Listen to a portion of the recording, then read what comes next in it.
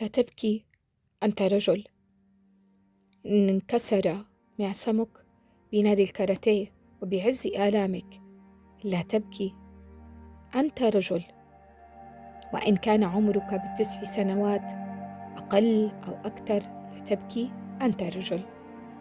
إن كسرتك الحياة، لا تبكي، أنت رجل. إن مات أعز أحبابك، لا تبكي وتظهر دموعك، أنت قوي، أنت رجل. إن اضطهدتك الدنيا بما فيها وأتعبت كاهلك، لا تبكي، أنت رجل.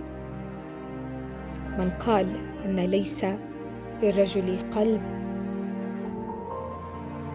وروح يؤلمانه ومشاعر وأحاسيس وانكسار خاطر، الفتاة حينما تنفصل عن من تحب، الرجل الذي تحب، تلجأ إلى حضن والدتها، إلى أعز أصدقائها. إنما رجل لا، قلبه يؤلمه لوحده وحالته يتقسمها إلا مع نفسه، وحتى إذ له أصدقاء، حتى وبينه وبين نفسه لا يعترف. خجل يملأه بقوله إني رجل ولا أضعف، يذهب هو وآلامه أما للبحر أو لدريفت بسيارته وأغانيها الصاخبة، أم يهلك رئتيه بالتدخين.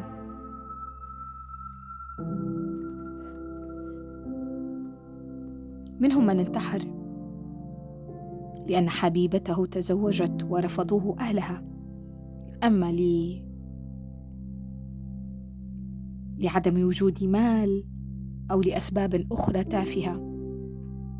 ومنهم من ترك المكان الذي يكون فيه وسافر، ومنهم من مات وتخلص من جسده. في رأيك هذا الرجل له قلب أم مجرد عضلة بداخله تخفق لا مشاعر فيها؟ لا تربي أبنائك على القسوة وتدعهم يعيشون ما عشته. أعلم إن الحياة كانت قاسية عليك كثيرا وتعذبت.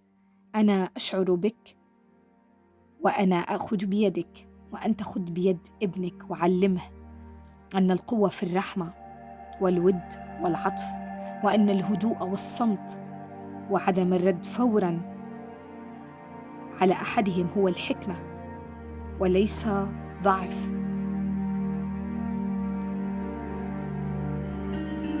إنها أخلاق حسنة وليس جبن. لا تفرقوا بين أبنائكم، خلقهم الله واحد، هو ولد وهي بنت. هكذا تفرقون؟ لا، أنهم إنسان لهم ذات المشاعر، إنهم كيان واحد.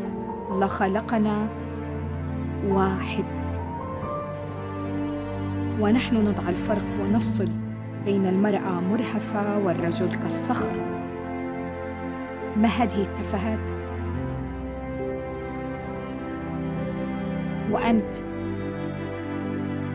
أيها الرجل الرائع الذي بإمكانك البكاء في أي وقت، اصرخ واشتكي وأفرغ غضبك.